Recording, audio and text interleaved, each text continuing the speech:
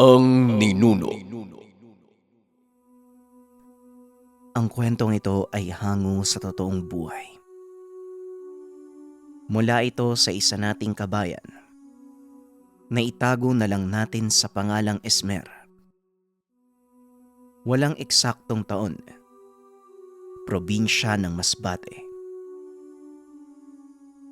Sadyang puno ng hiwaga ang mundo.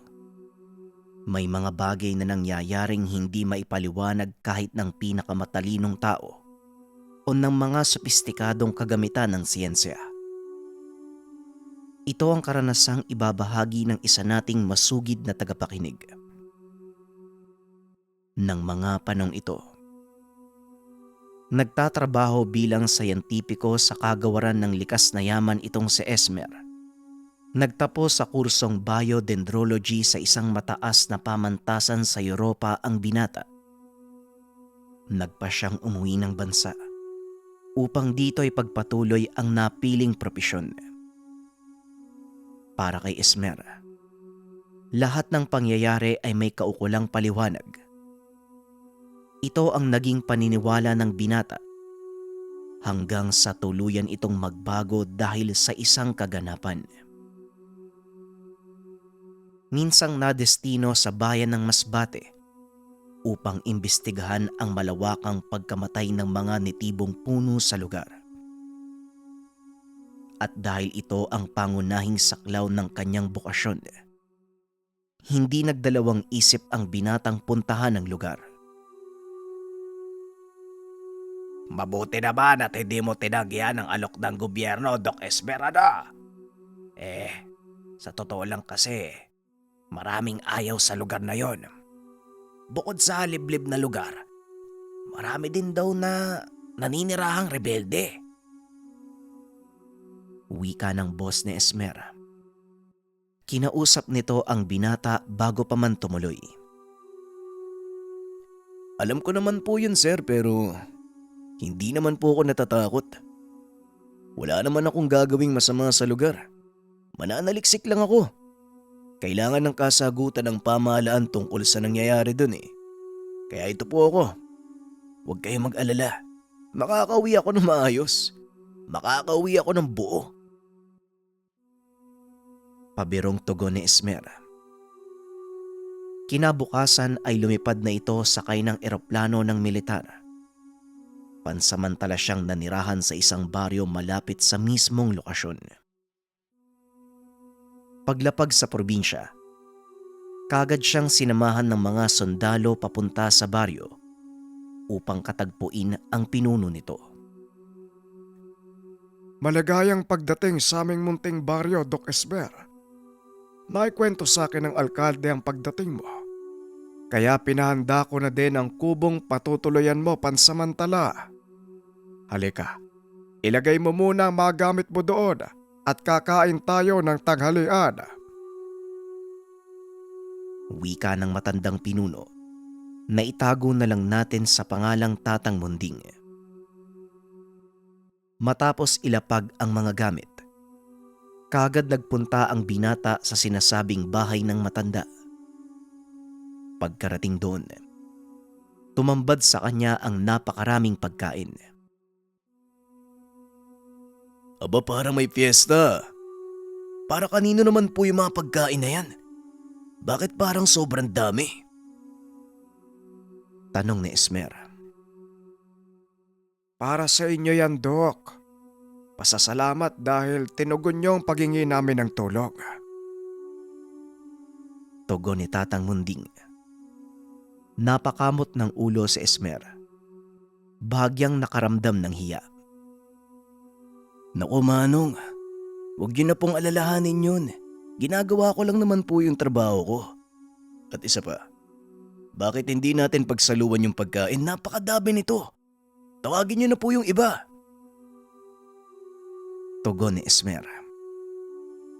Ay, kung yan po ang gusto niyo, Doc. Ipapatawag ko ang ilan sa mga kasapi ng lupon dito sa baryo. Wika ng matanda. Ilang sandali nga ay nagdatingan ang mga ito. Kabilang sa kanila ang isang lalaki na halos kasing edad lang ni Esmer. Puno ng tato ang braso nito hanggang muka. May suot din na kwintas na animoy itlog ng isang maliit na ibon. Napatitig si Esmer sa lalaki. Napansin naman ito ni Tatang Munding. Nga pala, Dok. Siya si Ruben. Isa sa mga kasapi ng lupon. Albularyo din siya sa baryong ito at magiging gabay niyo papunta doon sa agubatan. Huwag po kayong mag-alala, mabait po yan kahit ganyan ang itsura niya. Tumayo ang lalaki. Nakipagkamay kay Esmer. Magandang tanghali po, Dok. Ako si Ruben. Ikinagagala ko po kayo makilala. Wika ng lalaki. Ganon din ako, Ruben. O siya, simulan na natin yung pagkain. Tugon ni Esmer. Habang kumakain ay hindi nito maalis ang tingin kay Ruben. Tila may kung anong kakaiba sa taong iyon na hindi niya maipaliwanag. Matapos ang tanghalian, nagtungo sila sa tanggapan ni Tatang Munding at doon pinag-usapan ang tungkol sa nangyayari. Hindi naman siguro lingid sa kaalaman mo ang nangyayari dito. Hindi namin alam ang totoong pinagmulan nito.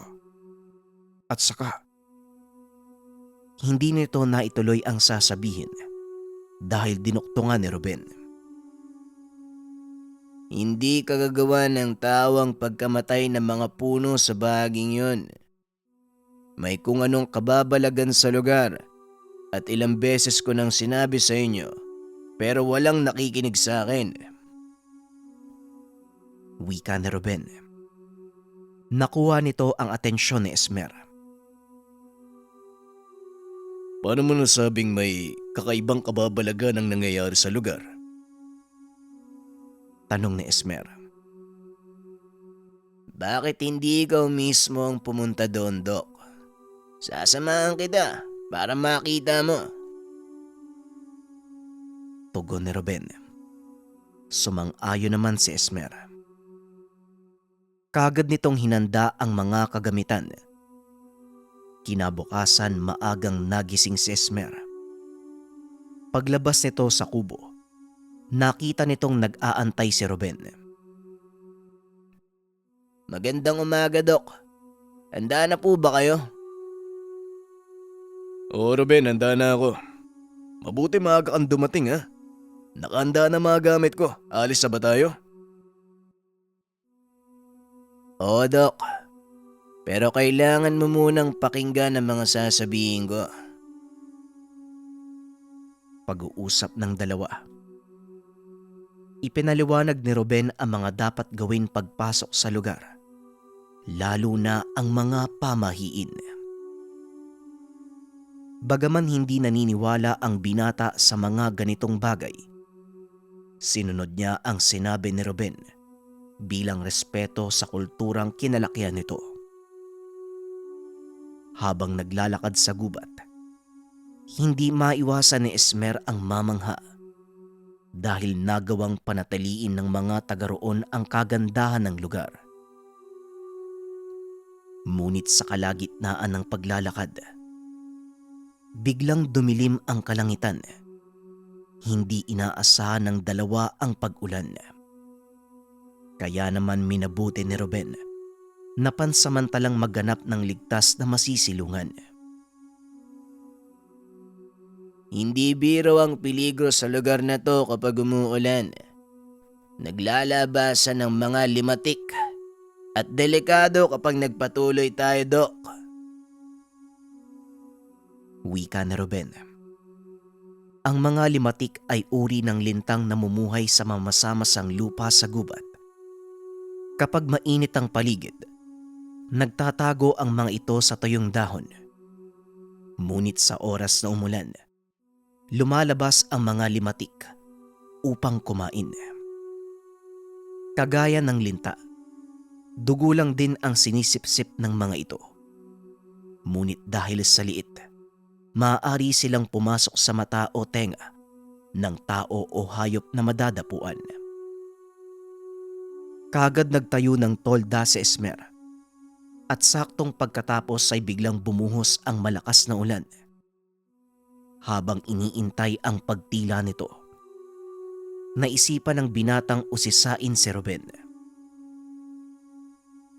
Huwag ka sanang magagalit sa itatanong ko, Ruben. Pero gusto ko lang talagang malaman eh. Ano yung nagtulak sa'yo para maging albularyo? Tanong ni Esmer at napangiti si Ruben. Walang pagdadalawang isip na sinagot ang tanong ng doktor.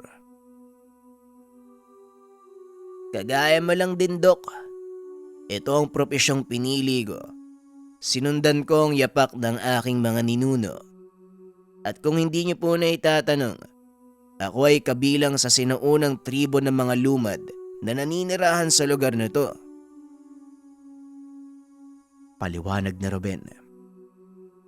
Alam ni Esmer na magkaiba ang paniniwala nila. Ngunit hindi niya ito maaaring salungatin dahil ito ang kinalakihang kultura ng binata.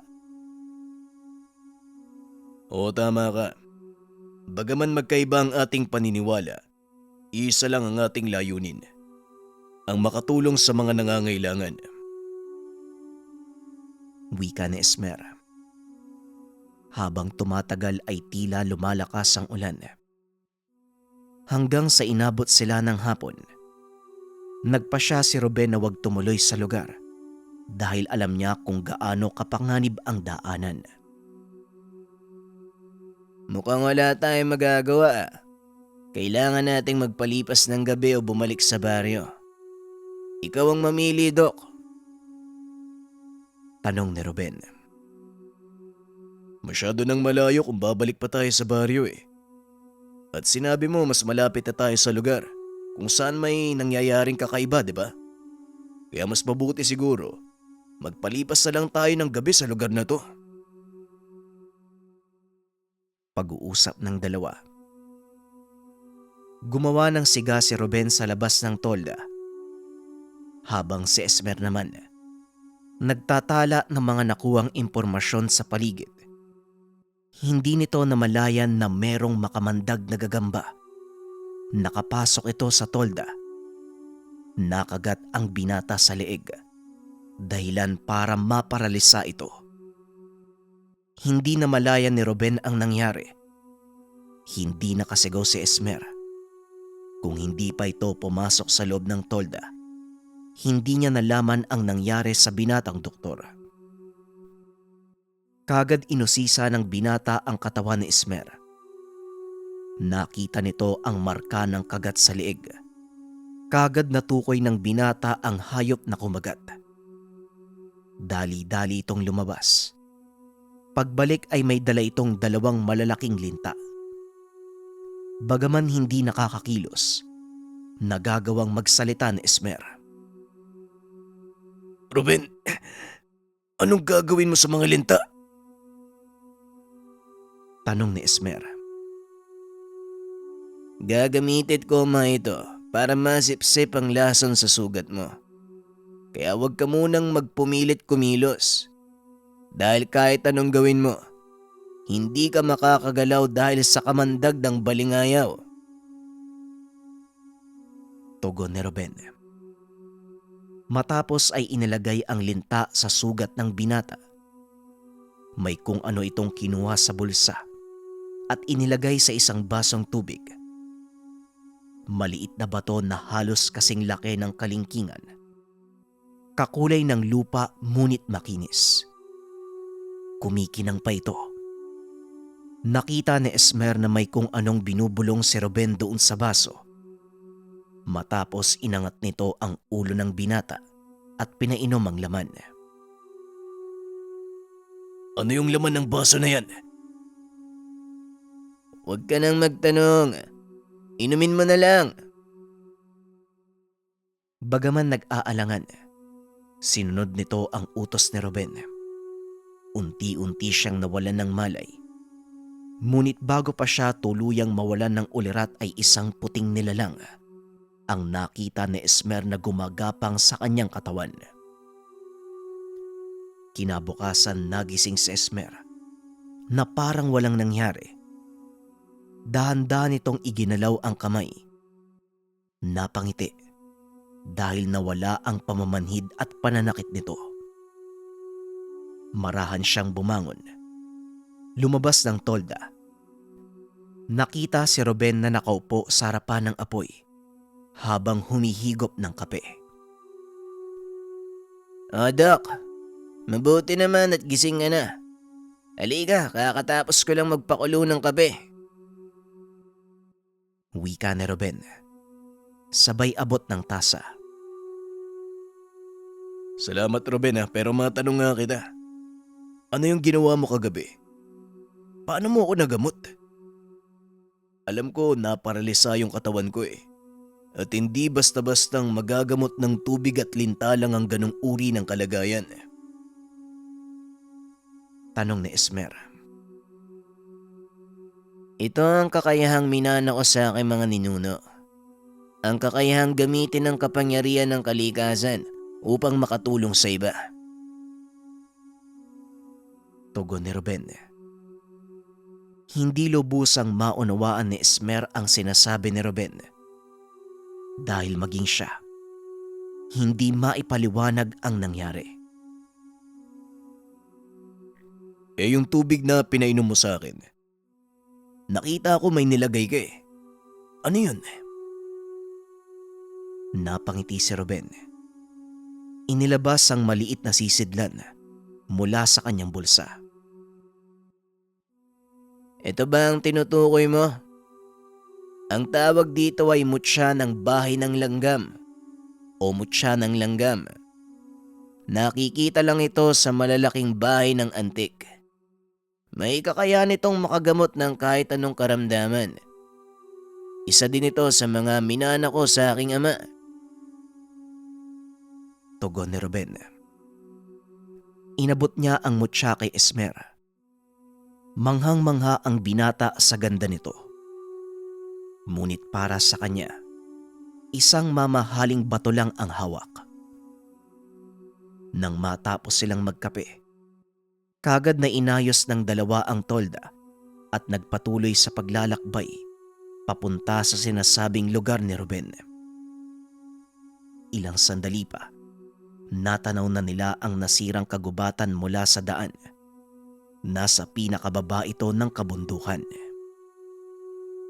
Kailangan nating bumaba ng bangin, Doc. Medyo madalas ang daan kaya sundan mo ang dadaanan ko. Wika ni Ruben. Huwag kang mag-alala, Ruben. Mas malala pa ang mga binabaan kong bangin kaysa dito. Halika na. Tugon ni Esmer. Medyo matarik ang bangin. Ngunit wala itong kahirap-hirap na binagtas ng dalawa. Humanga naman ng husto si Ruben sa abilidad ni Esmer na bumaba ng kabundukan. Ilang sandali pa ay narating na ng mga ito ang bukana ng nasirang gubat. Dito nagsimula ang lahat, Doc. Ayon sa mga nakita, may mga pumasok na taga-syudad sa lugar na to at nagsimulang magukay banda doon. Wika ni Ruben sabay turo sa isang butas. Nilapitan ito ng binata at sinimulang siyasatin. Wala namang kakaiba sa butas. Ngunit nang sabuyan ito ng asin ni Ruben, biglang nag-iba ang paligid. Napatras ang binata dahil sa gulat. Hindi ito makapaniwalang biglang lumitaw ang mga bangkay ng kalalakihan sa kanilang harapan. Anong nangyari, Ruben? At saan galing ang mga bangkay na to? Tanong ni Esmer. Sila ang mga taga-syudad na sinasabi ko, Doc. Sila ang may gawa ng lahat ng ito. At hindi lang sila ang nandito. May ilan pang nasa loob ng gubat. Tugon ni Ruben. Kinumpas nito ang kamay. Isang puting nilalang ang lumabas mula sa likod ng albularyo. Hawig ito ng aso, ngunit may dalawang buntot. Kulay pula ang mga mata at may makapal na balahibo. Ang nilalang na ito ay gabay ng mutya ng bahay ng mga langgam. Nakakatawa mang isipin, pero nagpakita ang nilalang na yan nung makuha kong mutya mula sa aking ama. Ang tawag sa kanila ay kutok. Pagpapaliwanag ng binata, naalala ni Esmer ang nakita ng mga panahong nawalan siya ng malay. Ano naman ang magagawa ng nilalang na yan, Ruben? Tanong ni Esmer. Kaya nitong hanapin ang ilan pa sa mga kasama ng mga ito. Malakas ang pang-amoy ng mga kutok, kaya magagawa niyang matunton ang kinaroroonan ng mga taga-syudad sa loob ng mahigit 100 kilometro. Tugon ni Ruben. Hindi rin makapaniwala si Esmer sa mga nangyayari, ngunit nasasaksihan niya ito. Kaya kahit papano, nawawala ang pagdududa ng binata. Matapos amuyin ng mga bangkay, mabilis na tumakbo ang kutok papasok ng kagubatan. Nag-iwan ito ng mga bakas na pwedeng sundan ng dalawa. Ilang sandali pa ay tumambad sa kanila ang 4 na kalalakihan na patuloy sa paghukay. Nanlaki mga mata ng dalawa dahil ang hinuhukay nila isang sinaunang lipingan. Tatayo sana si Esmer nang bigla siyang pigilan ni Ruben. Sandali lang, Dok. Hindi ba gusto mong makita ang magagawa ng kutok? Manood ka. Wika ni Ruben. Muling naupo si Esmer sa tabi nito. Inabangan ang susunod na mangyayari. Ilang sandali pa nagpakita na ang kutok. Tila hindi ito napapansin ng mga kalalakian. Patuloy pa din ang pagbubungkal ng mga ito sa lumang lipingan.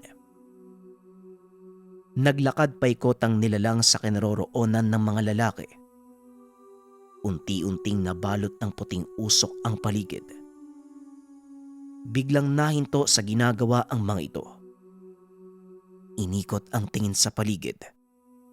Ilang sandali pa ay tuluyang kumapal ang usok. Hindi na makita ng dalawa ang nangyayari sa loob.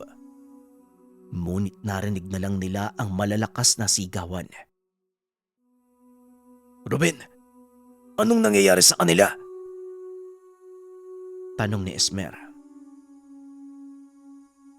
Pinaglalaroan sila ng kanilang paningin. Ang usok na nalikha ng kutok ay nagbibigay ng mga guni-guni sa sino mang makakalanghap nito o mapapaloob dito. Kaya kung ayaw mong mapahamak, diyan ka lang. Tugon ni Ruben. Ilang sandali pa ay tumigil na ang sigawan. Unti-unti na ding bumaba ang usok.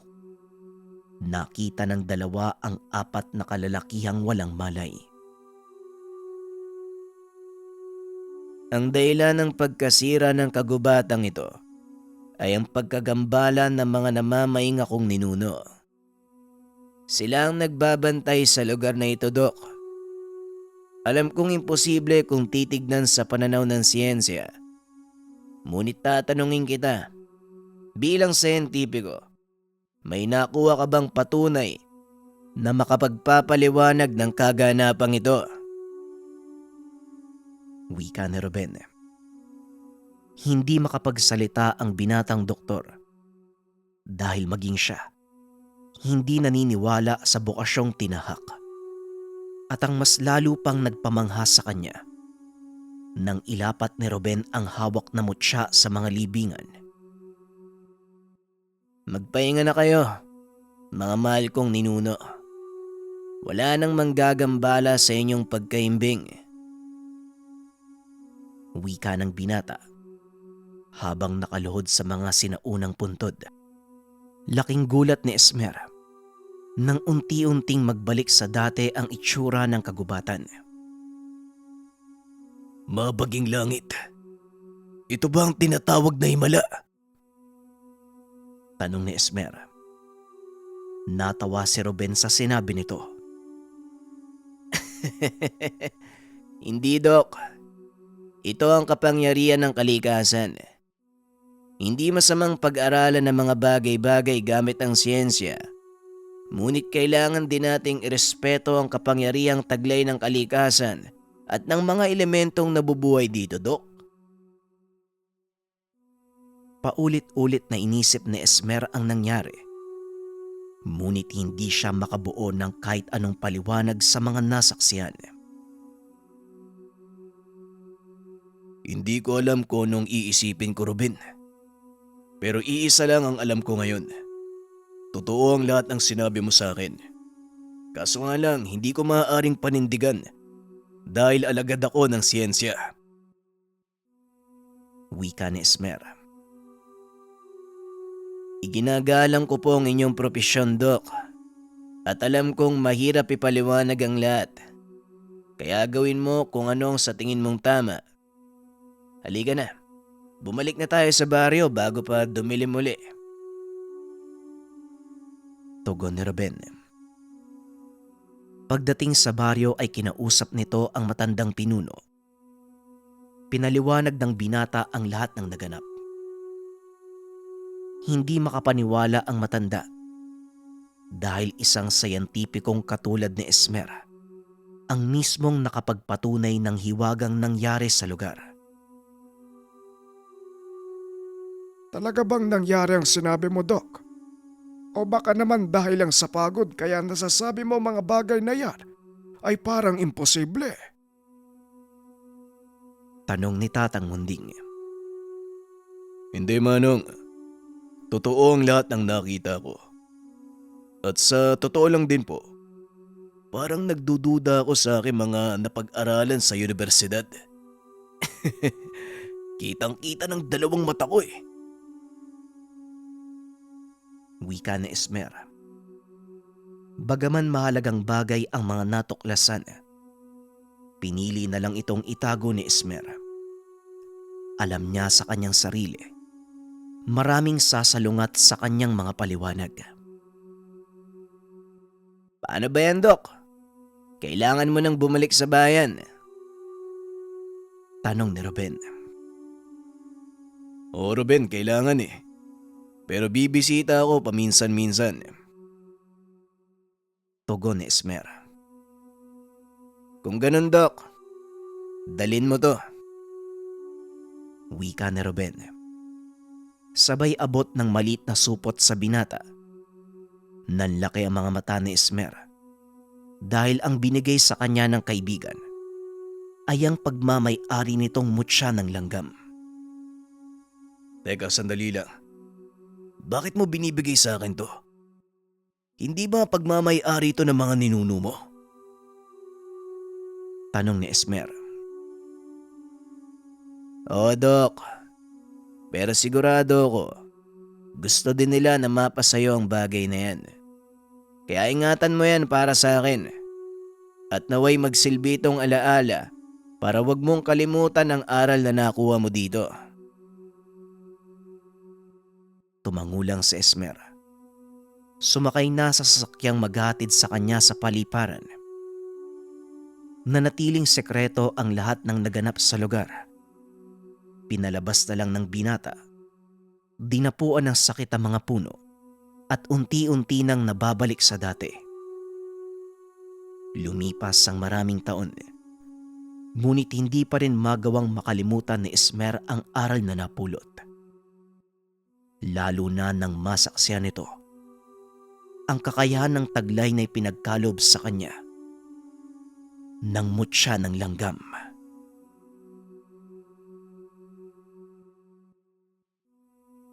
Ang kwentong ito ay hango sa totoong buhay.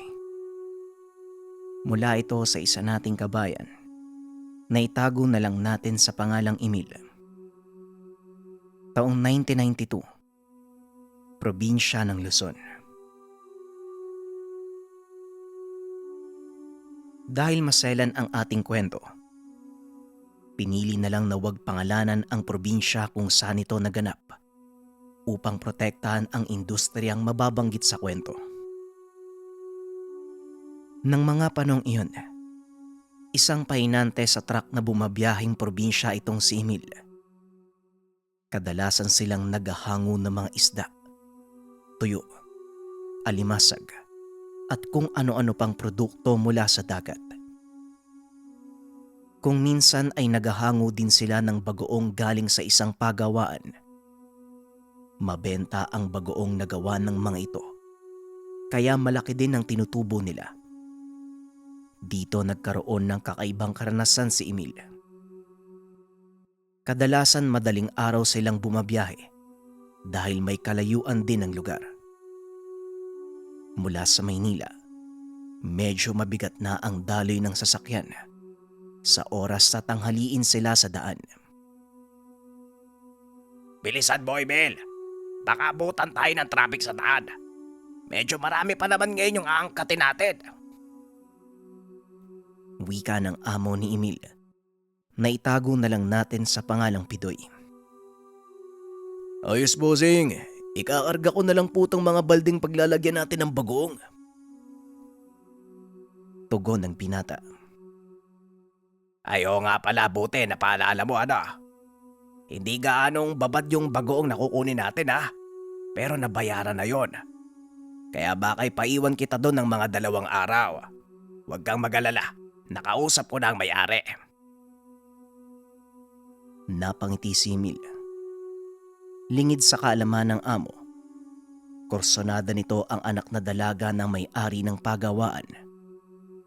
Nagkakausap na ang mga ito simula nung una silang maghango ng bagoong sa lugar. Walang problema, bossing. Gusto ko din kasi sa tabing dagat eh. Kaya kahit 1 linggo mo pa akong iwanan doon, ayos lang. Basta, mag-iwan ka ng pangkain ko, ha. Baka mamatay ako sa gutom eh.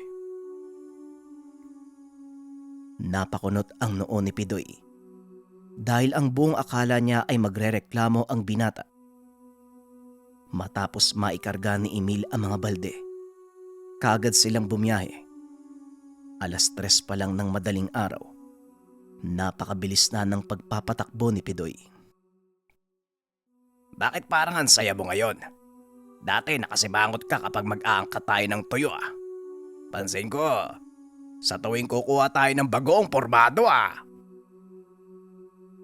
Wika ni Pidoy. Tumawa ng malakas ang binata, ngunit hindi ito nagsalita.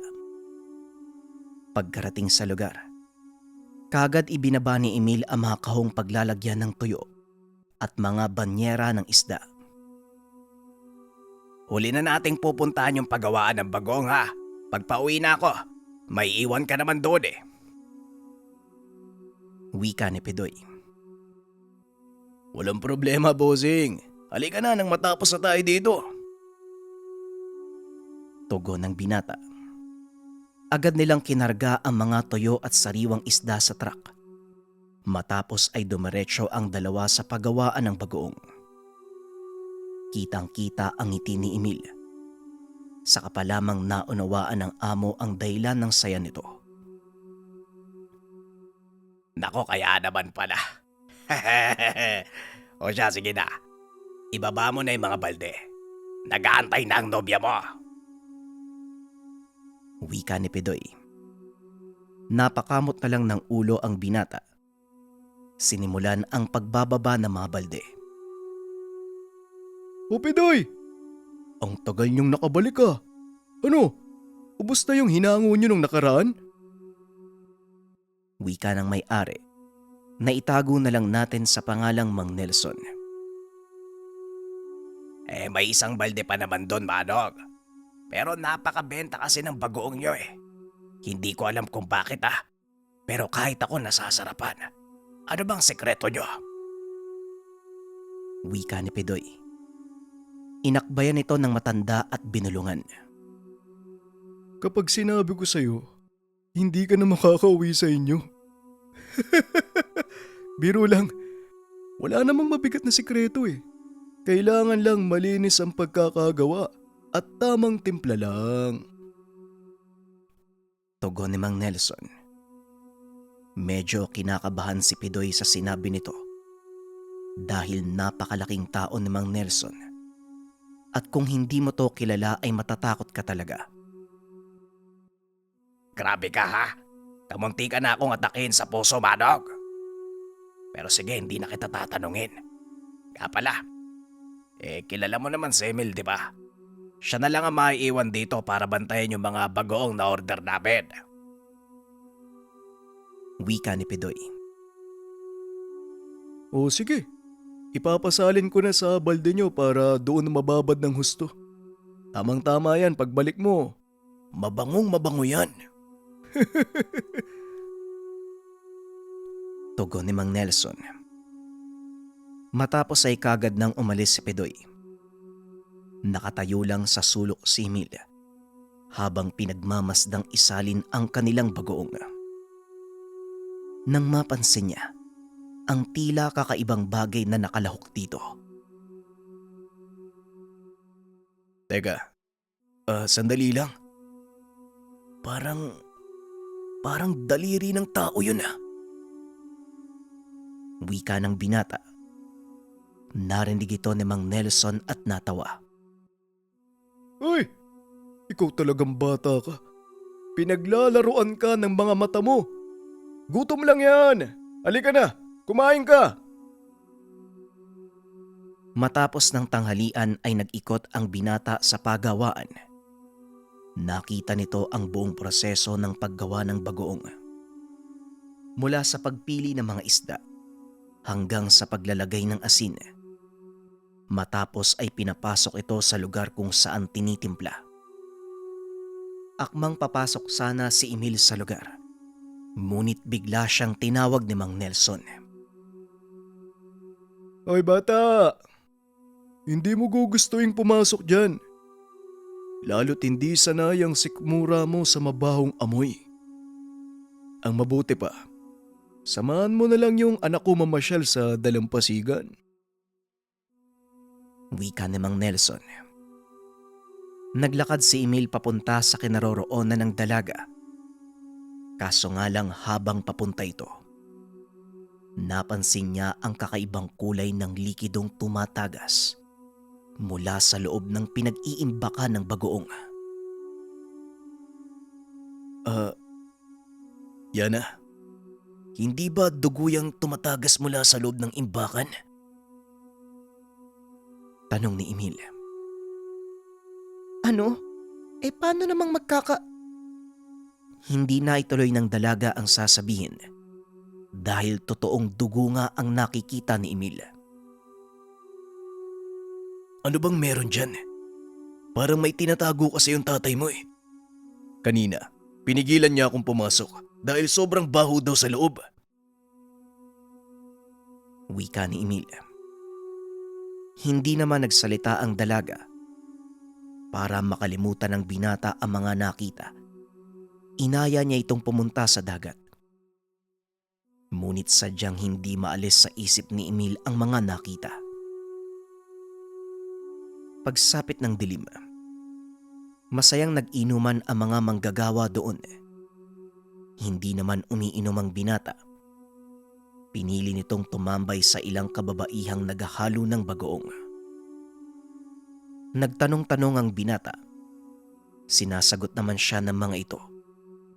Hanggang sa maalala ni Emil ang nakita sa imbakan. Ngunit nang itinanong ng binata ang tungkol dito, tumahimik ang lahat. Nakakapagtaka. Hindi pa man natatapos ang kanilang trabaho, isa-isang nag-alisan ang mga ito. Dito napagtanto ng binatang may kakaiba sa imbakan. Inantay nitong malasing ang lahat. At nang makatulog, nang tahimik na ang buong paligid, dali-daling bumangon ang binata at pumunta sa imbakan. Pagkarating doon, napansin nito ang liwanag na mula sa bodega. Nakakarinig siya ng mga kilos mula sa loob. Dahan-dahang lumapit ang binata upang tignan mula sa maliit na siwang ang nangyayari doon. Nakita nito si Mang Nelson. May kung anong inihahalo sa mga bangang pinag-iimbaka ng bagoong. Nakasilid ito sa balde. At nang maiangat, dinakot papunta sa malaking tapayan. Kung titignan ay wala namang kaduda-duda sa kilos nito. Sa isip ng binata, sangkap lang ito ng kanilang bagoong. Ngunit laking gulat ni Emil nang aksidenteng mabitawan ni Mang Nelson ang timba. Tumapon sa sahig ang laman nito. Nanlaki ang mga mata ng binata. Nagkalat ang utak ng tao sa sahig. Tinakpan ni Emil ang kanyang bibig upang hindi makagawa ng ingay. Marahan itong umatras. Sa kasamaang palad nakaapak ito ng sanga, dahilan para marinig ni Mang Nelson. Dali-daling nagkubli ang binata sa nakatumpok na sako ng asin sa gilid ng bodega. Tinakpan ang sarili ng trapal. Saktong paglabas ng matanda, dumaan naman ang 2 tauhan nitong susuray-suray sa kalasingan. Ay nako, kayo lang pala. Akala ko kung sino na eh. Magsuwi na nga kayo at magpahinga. Wika ni Mang Nelson. Nakahinga ng maluwag si Emil dahil hindi siya napansin ni Mang Nelson. Inantay niya itong umalis bago bumalik sa kwarto na tinutulugan. Patuloy na inisip ng binata ang nakita sa loob ng imbakan. Hindi nito mawari kung namamalikmata lang ba o talagang utak ang nakitang laman ng balding daladala ni Mang Nelson. Kinabukasan, maagang nagising ang binata dahil sa ingay ng mga trabahador na naghahalo ng bagoong. Paglabas ng binata, nakasalubong nito si Mang Nelson. Magandang umaga po, Manong. Wika ni Emil. Ngunit nakatingin lang sa kanya ang matanda. Ang buong akala nito ay nalaman ni Mang Nelson na sumilip siya sa imbakan kagabi. Matanong nga kita. Gusto ko magsabi ka ng totoo, Emil, ha? Po? Ano po yun, Manong? Magsabi ka ng totoo. Magkasintahan ba kayo ng anak ko? Nanlaki ang mga mata ni Emil sa tanong ng matanda. Ngunit ganun pa man ay nakahinga siya ng maluwag. Dahil hindi ang inaasahan niyang tanong ang ibinato sa kanya. Ano po kasi? Opo. Magkasintahan nga po kami. Tumangulang ang matanda. Sinabihan itong magkape sa loob ng tahanan. Nakasalubong nito si Yana. Kagad naman siyang inaya upang mamulot ng mga kabibe sa dalampasigan. Sa isip ni Emil, ito na ang pagkakataon upang masabi sa dalaga ang nakita sa loob ng imbakan. Ngunit bago pa man ito makapagsalita, nakita ng dalawa ang tumpok ng mga tao. Dali-dali silang lumapit. Nakita ang nilalangaw na mga bangkay ng tao. Wasak ang ulo nito. Tila kinalkal ang utak. Halos masuka si Emil sa nakita. Kaya kagad nitong inaya ang dalagang lumayo sa lugar. Ano kayang nangyari sa mga yun? Halika, sabihin natin kay tatay. Magsasalita pa sana si Emil. Ngunit nagdalawang isip ang binata dahil baka sabihin ng kasintahan na sinisiraan nito ang ama. Hindi mapakali ang binata. Unti-unti nitong natatahi ang mga pangyayari. Ngunit ganun pa man, hindi sapat ang mga ito para mapatunayan ang hinala. Kinagabihan kagaya ng nakagawian. Nag-inuman ang mga tauhan ni Mang Nelson. Medyo malapit na din si Emil sa kanila. Kaya kahit hindi umiinom ay nakaiupo ito at nakipagkwentuhan. Napag-usapan ng mga ito ang nakitang bangkay sa dalampasigan. Sino kaya yung pumatay sa mga taong yun? At saka, bakit kinuha yung utak nila? Tanong ng isa sa mga tauhan ni Mang Nelson. Hindi ko din alam eh. Ang nakakapagtaka, ang sabi ng pulis may 2 maliit na sugat sa leeg. Yung 5 bangkay parang kinagatan kung anong hayop. Wika ng isa pa. Hanggang sa nagsalita si Mang Lindo, ang pinakamatanda sa kanilang lahat. Sa obserbasyon ko, Sigbin ang may gawa ng pagkamatay nila. Biglang nagtawanan ang mga kalalakian dahil alam nilang walang sigbin na nabubuhay malapit sa dagat. Ayan ka na naman, Mang Lindo eh. Sinabi ko na sa'yong hindi totoo ang Sigbin. At kung meron man, hindi sila nabubuhay sa tabing dagat. Tugon ni Oscar. Biglang naging sentro ng usapan si Mang Lindo hanggang sa tuluyang napikon ang matanda at nagpa siyang umuwi. Kinabukasan pagkagising ni Emil, muli na namang nagkakagulo sa dalampasigan. Kagaya nung isang araw, 5 katao ang natagpuang patay. Parang sunod-sunod na yung pagkamatay ng tao dito Hindi to normal. Wika ni Yana. Oo nga eh. Ang nakakapagtaka pa, 5 tao ang namamatay kada araw. Tugon ng binata. Lingid sa kaalaman ng 2 nasa likod si Mang Lindo. Sinasabi ko na nga ba? Sigbin ang may gawa nito. Ayaw niyong maniwala. Pustahan tayo. Lilipas ang isang araw. Magsisimula na namang pumatay ang nilalang.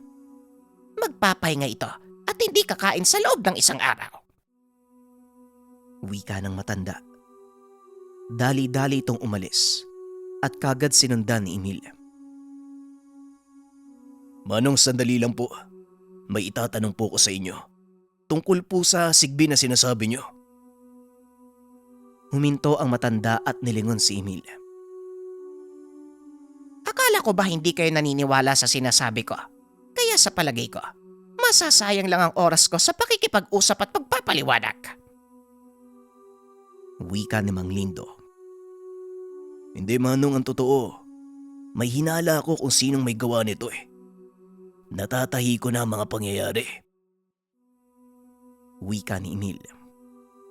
Kung ganon, halika. Doon tayo mag-usap sa bahay. Muling wika ni Mang Lindo. Kagad silang pumunta sa tahanan ni Mang Lindo. Napag-alaman ni Emil na isa palang albularyo ang matanda. Matagal na akong huminto sa panggagamot. Ngunit naroon pa rin ang kaalaman ko at kakayahan. Kaya maupo ka. Pag-usapan natin ang nangyayari. Naupo si Emil sa mesa. Sinimula ng kwento. Nung kakarating ko lang po, nakita ko may tumatagas na dugo mula doon sa imbakan ng bagong. Tapos nung sinubukan kong puntahan, hinarang ako eh. Yung may-ari, tinanong ko din yung iba pang trabador, kaso ayaw nila magsalita. Wika ni Emil. Sinasabi ko na nga ba? Napapansin ko din yon. Alam mo ba kung ano ang totoong dahilan kung bakit ako nagtrabaho sa kanya? Wika ng matanda. Hindi po, Manong. Bakit po ba? Mukhang mas malaki pa tong bahay nyo kaysa sa kanya eh. Tugon ni Emil. Dahil kung titignan, mahahalatang nakakangat sa buhay ang matanda. Kagaya ng sinabi ko, hindi dahil sa pera ang pagtatrabaho ko kay Nelson. Gusto kong malapit sa kanya at ibinunyag ang tinatagong lihim ng matandang yon. Wika ng matanda. Dito mas lalong tumibay ang hinala ni Emil. Nung isang gabi, Nakita ko siya naghahalo ng mga sangkap ng bagoong. Aksidenteng natumba yung balde. Nakita ko yung utak ng tao. Yun po yung laman. Tumawa si Mang Lindo at tumugon.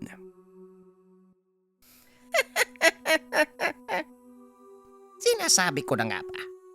Tama ang hinala ko sa matandang yon.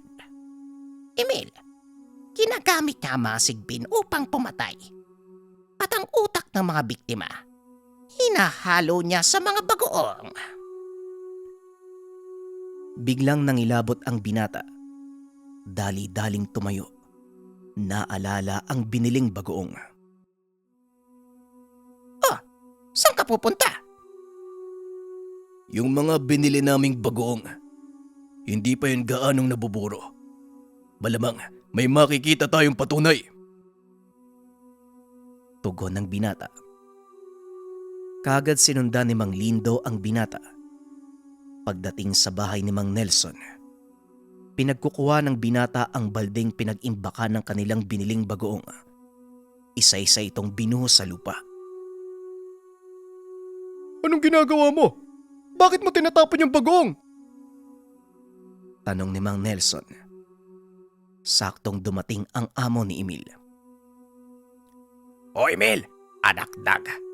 Anong kabaliwan niyang ginagawa mo? Bakit mo tinapon? Ang mahal-mahal ng mga yan eh.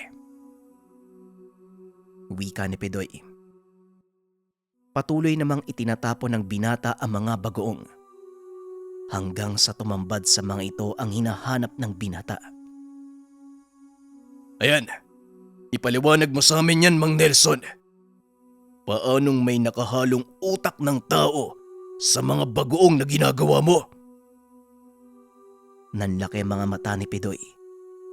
Mabuti na lang at walang ibang tao sa lugar. Natuklasan mo pala yung sekreto.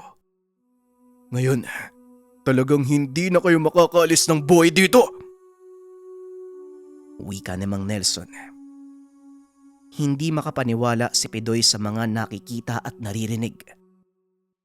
Hindi rin ito akalain. Totoo pala ang sinabi ng matanda sa kanya nung magtanong ito tungkol sa sikretong sangkap. Tinapik ng matanda ang dalawang malaking tapayan sa tabi ng bodega. Naglabasan mula doon ang dalawang sigpin. Mukhang hindi na ako mahihirapang maghanap ng bibiktimahin. Wika ni Mang Oscar. Sabay senya sa dalawang sigbin. Naglakad ang mga ito papunta kina Emil. Akmang sasalakay sana. Biglang lumitaw ang isa pang malaking sigbin. Kakaiba ang itsura nito. Kulay puti ang balahibo at may mga sungay ng kagaya ng usa. Ano Nelson? Bakit parang nakakita ka ng multo? Hindi lang ikaw ang sigbinan sa lugar na ito. At sa nakikita mo, siguradong mas nakakataas ako saya. Halata ang gulat kay Mang Nelson. Hindi nito akalaing sigbinan si Mang Lindo. Isang unlaon ang alaga ng matanda. Sinasabi ko na nga ba eh. Pero dahil alam niyo ang sikreto ko, wala ni isa sa inyo makakaalis ng buhay sa lugar na to. Wika ni Mang Nelson.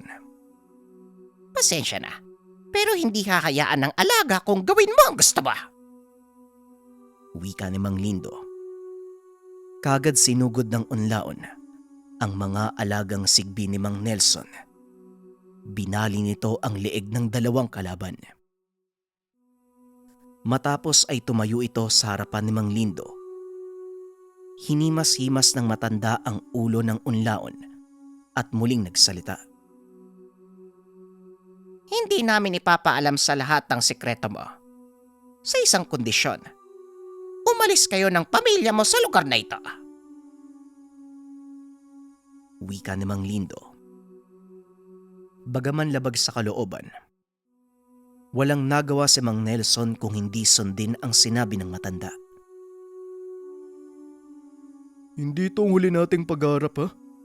Tandaan mo, babalikan kita. Wika ni Mang Nelson. Kinagabihan ay lumantad ang malaking sunog sa pagawaan ng bagoong.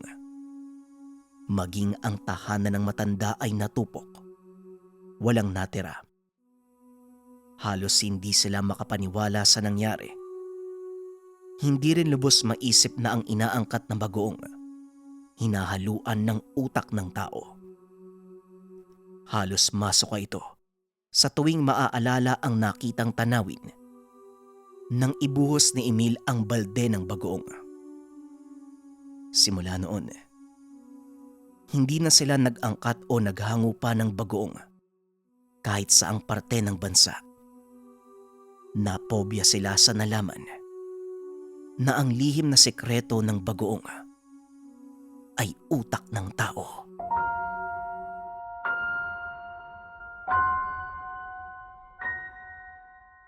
At dahil tungkol sa kalikasan ng kwento natin ngayon, tanga na mula sa kalikasan, pakita ko lang din mga kabayan yung ating tubig ng Banahaw necklace. Ang laman nito, tubig na mula pa sa Mount Banahaw. Alam naman natin kung gaano nagmimilagro yung tubig ng Banahaw Waterfalls.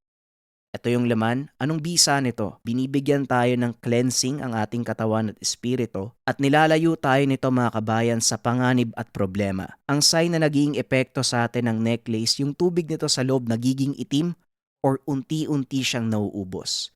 Kaya naman meron tayong tubig ng Banahaw din na 100 ml. Kapag naubos to, ilalagay nyo lang yung tubig dito sa loob ng necklace natin.